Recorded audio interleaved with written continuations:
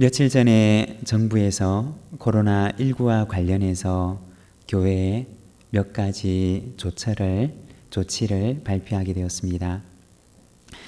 이에 대해서 우리 교단 신문인 기독공보에서 정부의 질병관리본부에 문의를 해서 교회에서 어떻게 적용을 하면 되는지 우리가 이해하기 쉽도록 Q&A 형식으로 기사가 나왔는데, 오늘 우리가 받은 주보에 보면 그 내용들을 요약을 해서 실어 놓았습니다. 우리나라뿐만 아니라 전 세계적으로 긴장을 하며 현 상황에 대처하고 있는 그런 상황 가운데 있습니다. 관련하는 담당자들도 많이 수고를 하고 있는데 우리에게도 여러모로 불편한 점들이 많이 있지만, 그러나 우리가 같이 힘을 모아서 어려운 상황들을 또 잘 이겨나가는 그러한 시간이 되기를 소망합니다. 지난 주 중에 마음에 와닿는 찬양이 있어서 지난주 수요일에 잠깐 찬양을 나누었는데, 손잡고 함께 가세라고 하는 그 찬양이 있습니다. 제가 그 가사 가운데 후렴 부분을 제가 한번 읽어드리도록 하겠습니다. 우리 함께 손잡고 가세. 조금 느리고 어려울지라도 주님 부르신 그 감격 붙잡고 손잡고 함께 가세. 우리 함께 손잡고 가세. 때론 더디고 힘겨울지라도 주님 부르실 그날을 향하여 손잡고 함께 가세. 네, 여러분, 우리가 어려운 시간을 보내고 있고 또 사회적 거리두기 기간이라서 우리가 직접 손에 손을 맞잡지는 못하지만, 그러나 마음에 손을 잡고 우리가 이 어려운 시기들을 다 함께 이겨나가는 그런 우리 부산진 모든 믿음의 가족들이 되시기를 바랍니다. 요즘 많은 변화들을 겪으면서 예배도 온라인으로 전환이 되고, 그리고 함께 모이는 것도 제약이 있고, 그리고 어떤 분은 기도하고 찬송 좀 마음대로 했으면 좋겠다라고 그렇게 얘기를 하시는 분들도 있습니다. 이러한 상황 가운데서 도대체 교회라고 하는 것은 무엇인가? 도대체 교회는 무엇인가에 대한 교회론적인 질문들이 많이 제기되고 있습니다. 우리가 지금까지 전통적으로 생각을 해왔던 교회는 이런 거야, 그리고 예배는 이런 거지 라고 하는 그러한 생각을 하고 있었는데, 그런데 지금과 같은 여러 가지 변화되는 상황들은 우리의 이와 같은 전통적인 생각들에 도전을 주고 있습니다. 얼마 전에 잠깐 나누었던 적이 있는데, 선교지에 계시는 한 선교사님께서 나눔을 하시면서 그 선교지에서도 코로나 때문에 여러 가지 어려움들이 있는데 교통도 통제가 되고, 그리고 교회도 전혀 모일 수가 없는 그런 어려운 상황이 되었는데, 그래서 선교지에서 어쩔 수 없이 온라인으로 각 교인들은 각 집에서 참여를 하면서 성찬식을 했다라고 하는 그러한 이야기를 들은 적이 있습니다. 이것이 옳으냐 그러냐라고 하는 그러한 신학적인 논쟁은 둘째치고, 이와 같이 변화되는 여러 상황들은 우리의 전통적인 가치관과 사고에 많은 도전을 주고 있다는 것입니다. 여러 가지 많은 변화들이 일어나고 있는 이와 같은 상황 가운데서 우리가 7, 8월 몇 주간에 걸쳐서 사도행전에 나타나 있는 교회의 모습을 바라보면서 교회의 첫 모습이 어떠했는가를 돌아보고, 그리고 앞으로 우리의 교회가 나가야 할 길은 어떠한 길인가에 대해서 우리가 기도하는 마음으로 함께 말씀을 묵상하는 시간이 되기를 원합니다. 이 사도행전은 흔히 성령행전 혹은 교회행전이라고 불리는 책입니다. 사도행전 말씀을 묵상하면서 그 껍데기를 하나씩 벗겨가다가 보면 그 속에는 성령님께서 행하신 일, 그리고 성령님께서 교회를 태동케 하신 그 일들이 알맹이처럼 드러나게 된다는 것입니다. 그래서 이 사도행전을 가리켜서 흔히 성령행전 혹은 교회행전이라고 이야기를 합니다. 오늘 우리가 읽은 사도행전 이 8장의 말씀은 교회가 태동되고 난 이후에 교회가 어떤 계기로 해서 어떻게 온 세상에 퍼져나가게 되었는가를 보여주는 말씀입니다. 오늘 우리가 읽었던 이 말씀을 보게 되면 박해라고 하는 아주 특별한 상황을 전제하고 있는 것을 우리에게 보여줍니다. 박해라고 하는 말은 원어 성경에서는 디오그모스라고 하는 단어를 사용하고 있는데, 이 말은 헬라어의 디오코라고 하는 단어에서 온 말입니다. 디오코라고 하는 말의 뜻은 뒤를 쫓아가다 라고 하는 의미를 가집니다. 마치 사냥개가 사냥감을 쫓아가는 것처럼 박해하는 이들의 먹잇감이 되어서 추격당하는 신세가 된 성도들의 모습을 보여주는 말씀인 것입니다. 3절의 말씀을 보게 되면 그 당시의 상황을 잘 보여주고 있는데 이렇게 말씀을 합니다. 사울이 교회를 잔멸할새 각 집에 들어가 남녀를 끌어다가 옥에 넘기니라.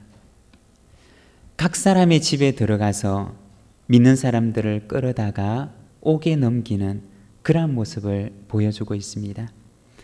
먹잇감처럼 쫓기는 신세가 된 초대교회 성도들의 모습을 보여주는 것입니다. 여러분, 얼마나 고통스러운 시간이었을까요? 그 당시 박해를 당하는 예루살렘 교회의 입장에서 예루살렘 교회에 소속한 그러한 성도들에게 있어서 이 시간들은 얼마나 고통스럽고 얼마나 인내하기가 힘든 그러한 시간들이었을까요? 여기에서 잔멸하다라고 하는 말은 구약 성경에도 이와 비슷한 단어가 사용된 적이 있는데, 바로 야생 멧돼지가 포도원에 들어가서 온 포도원을 헤쳐놓는 그러한 모습을 가리키는 말입니다.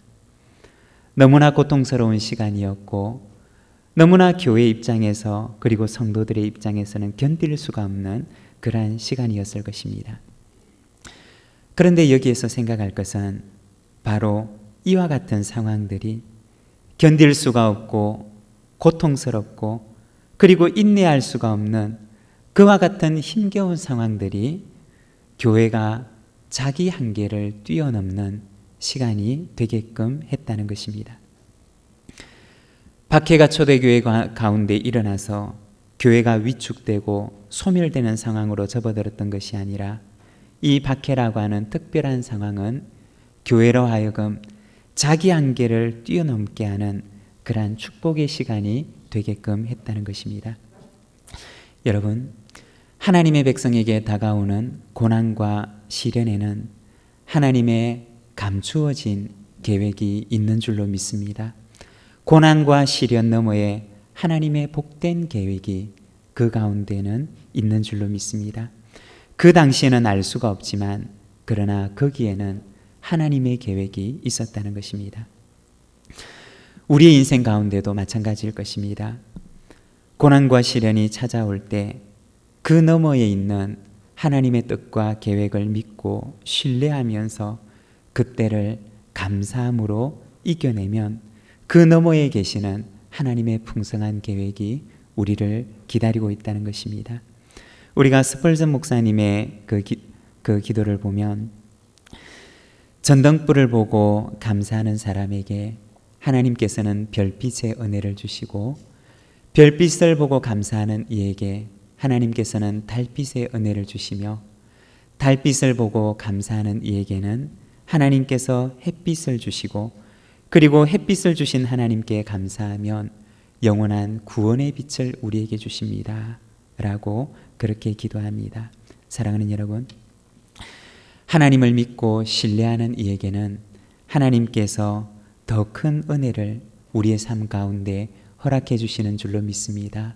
우리에게 시련과 고난이 있을지라도 그러나 더 큰 감사로 하나님 앞에 나아가며 하루하루를 믿음으로 승리하는 저희들의 삶이 되기를 소망합니다. 오늘 우리가 읽은 이 말씀에서는 박해라고 하는 특별한 상황 가운데서 온 세상을 향해 퍼져나가는 교회의 모습을 우리에게 보여주고 있습니다. 하나님께서는 도대체 교회가 어떤 모습이 되기를 원하셨을까? 교회가 어떠한 존재가 되기를 원하셨길래 예루살렘에 평안히 거주하고 있던 그들에게 이 박해라고 하는 특별한 상황을 통해서 그들을 흩으셨을까? 우리가 이 말씀을 통해서 교회는 어떤 존재인가에 대해서 우리가 잠시 이 말씀을 묵상을 하기를 원합니다. 먼저 첫 번째는 교회는 세상을 위한 존재라는 것입니다. 창세기 12장의 말씀을 보면 하나님께서 아브라함을 부르시는 말씀이 나오는데 창세기 12장 1절에서 3절까지 말씀을 우리가 같이 한번 읽어보도록 하겠습니다. 함께 읽겠습니다. 여호와께서 아브라함에게 이르시되 너는 너의 고향과 친척과 아버지의 집을 떠나 내가 내게 보여줄 땅으로 가라. 내가 너로 큰 민족을 이루고 내게 복을 주어 내 이름을 창대하게 하리니 너는 복이 될지라. 너를 축복하는 자에게는 내가 복을 내리고 너를 저주하는 자에게는 내가 저주하리니 땅의 모든 족속이 너로 말미암아 복을 얻을 것이라 하신지라. 우리가 이 말씀을 보게 되면 하나님께서 아브라함을 부르시는 그러한 말씀을 우리에게 보여주십니다.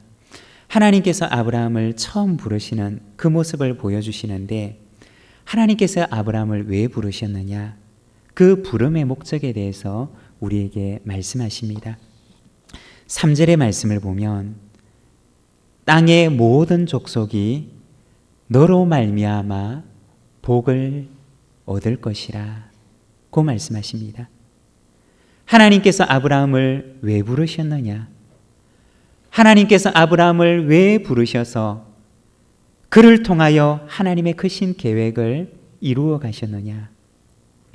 그것은 바로 땅의 모든 족속을 위하여 그를 부르셨다라고 말씀하십니다.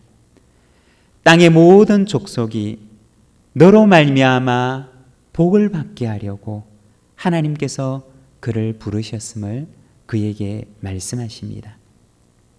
여러분, 아브라함은 그 말씀을 그의 가슴속 깊은 곳에 간직했을 것입니다.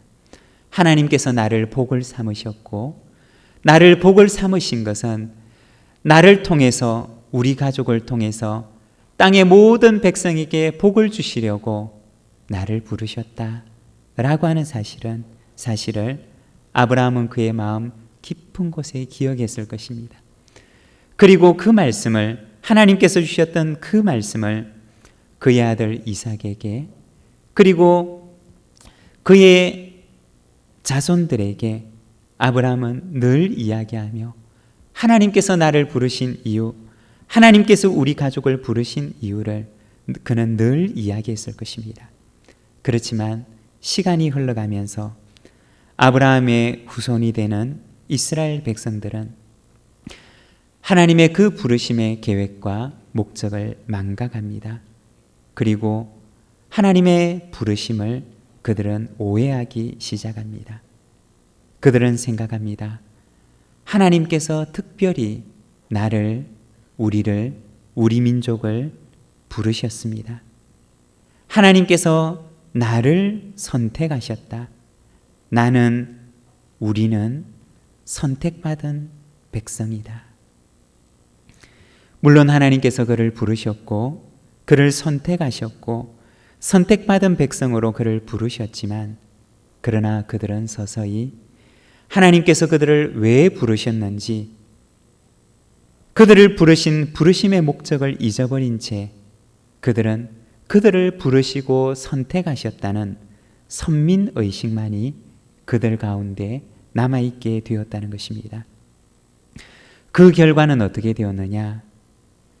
사명을 감당하지 못하는 이스라엘 백성에게서 하나님께서는 사명의 촛대를 옮기셨다는 것입니다. 사명을 감당하지 못하면 언젠가는 하나님께서 그 촛대를 옮기신다는 것입니다. 하나님께서 아브라함을 부르신 목적은 바로 그를 통해서 땅의 모든 족속이 복을 받게 하기 위함이었던 것입니다. 여러분, 교회는 어떠한 존재입니까? 교회는 먼저 세상을 위한 존재라는 것입니다. 하나님께서 특별히 좋아하는 사람들만 모아놓은 것이 그것이 교회가 아니라는 것입니다. 하나님께서 좋아하는 사람들만 꼭 집어서 모아놓은 그 공동체가 교회가 아니라는 것입니다. 교회는 사명의 공동체이며 땅의 모든 족속이 그를 통하여 복을 받게 하려고 부르신 존재가 바로 교회라는 것입니다. 교회는 세상을 위한 존재입니다.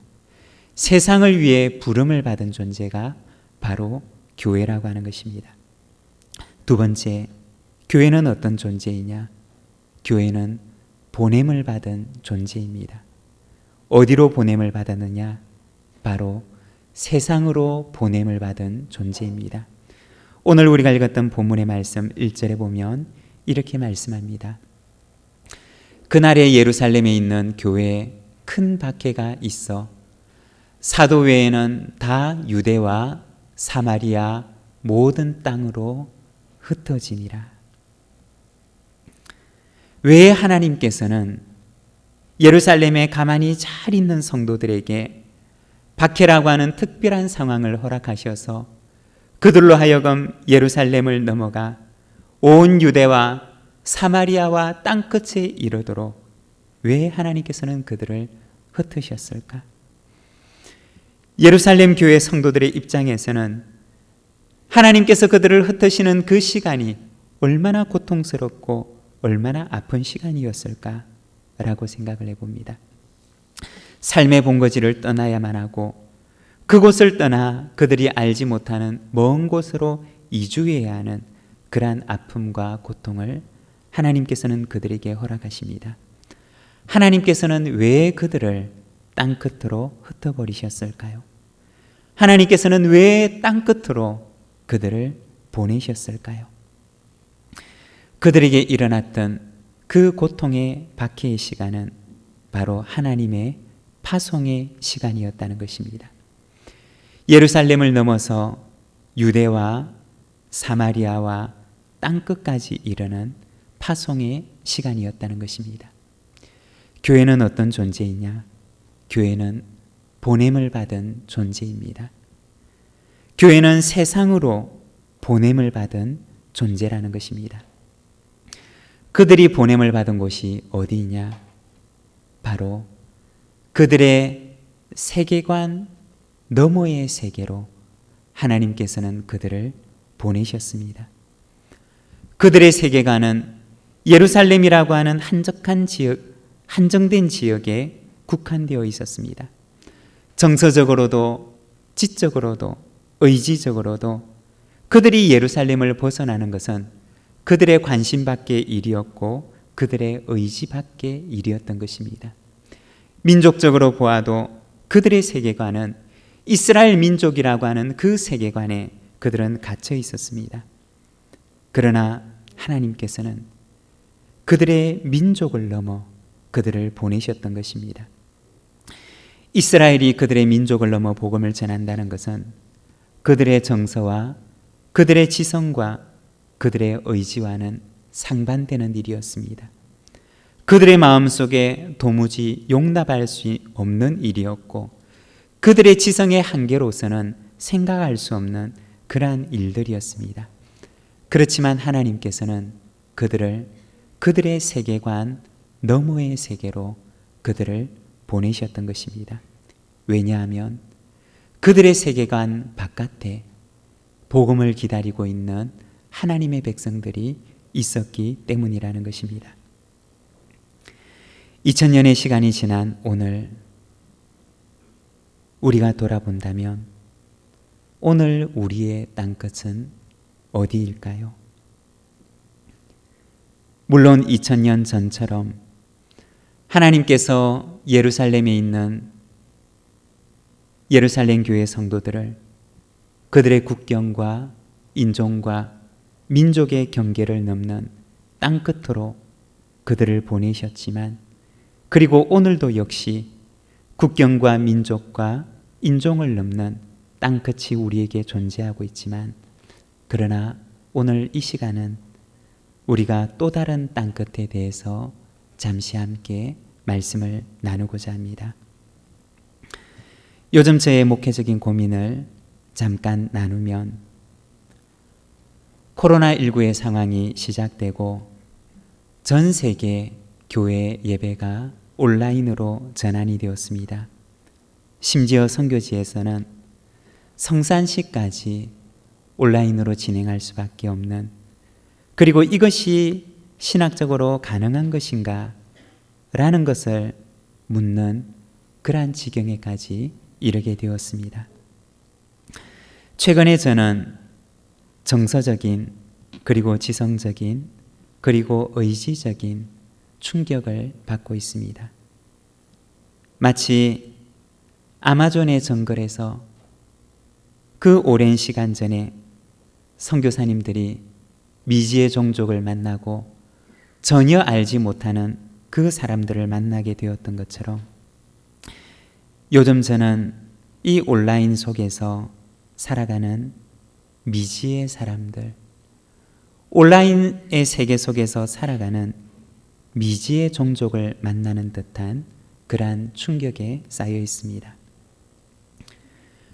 교회에서 사라져버린 청소년들과 청년들이 모두가 어디 갔나 생각을 했는데, 그들은 우리 기성세대가 알지 못하는 그들의 새로운 세계, 온라인의 세계 속에서 살아가고 있었던 것입니다.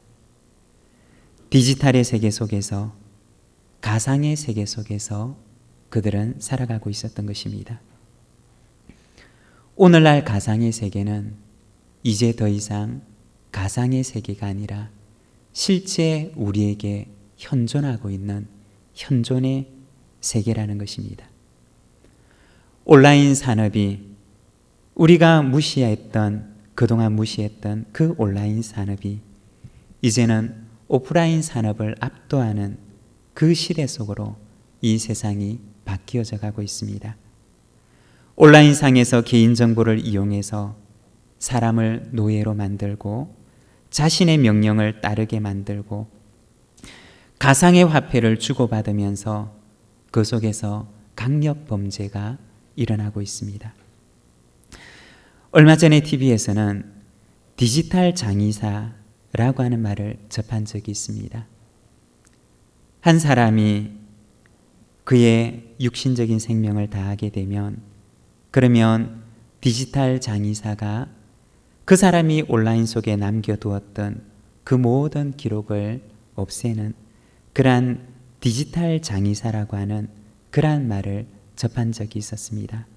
그런데 지난 주 중에 한 신문을 보니 이제는 디지털 교도소라고 하는 말을 보았습니다. 범죄를 저지른 사람을, 그 사람의 몸을 구속하는 교도소에 가두는 것이 아니라 디지털이라고 하는 가상의 공간에다가 그의 이름과 그의 신상 정보를 올려서 그를 디지털 교도소에 감금한다는 것입니다. 물론 그것이 불법이라고 얘기를 하지만, 그러나 이 사회에 일어나고 있는 그러한 디지털 범죄 혹은 성범죄, 이 사회에 일어나고 있는 그 범죄에 대해서 그들의 신상 정보를 공개함으로 그 범죄를 막겠다라고 얘기를 하며, 현행법으로는 불법이지만 그러나 자신은 그 일을 계속하겠다라고 하는 그러한 뉴스를 접한 적이 있습니다. 그리고 이와 같은 범죄자들이 교도소보다 더 무서워하는 것이 바로 그들의 신상의 정보가 온라인성에 공개가 되는 이 디지털 교도소를 더 무서워한다는 그러한 이야기까지 접하게 되었습니다. 우리의 다음 세대, 지금의 10대와 20대, 우리의 다음 세대가 살아가는 새로운 세계와 새로운 공간이라고 하는 것입니다. 100년 전과 200년 전에는 여러 선교사님들이 발길이 닿지 않는, 누구의 손길도 닿지 않는 아프리카의 밀림의 오지로 들어가서 거기에서 복음을 전하며 거기에서 선교사역을 감당했습니다.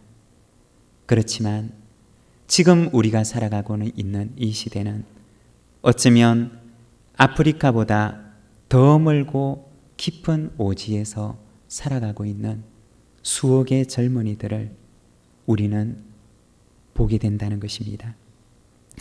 코로나19라고 하는 이 특별한 상황은 기성교회 그리고 기성세대에 우리의 세계관을 뛰어넘는, 우리의 세계관 너머의 또 다른 세계로 우리와 우리 교회를 내몰고 있는지도 모른다는 것입니다. 그동안 우리가 알지 못했고 수없는 젊은이들이 그 속에서 살아가고 있는 그 새로운 세대를 향하여서 어쩌면 하나님께서는 우리를 내몰고 계시는지도 모른다는 것입니다.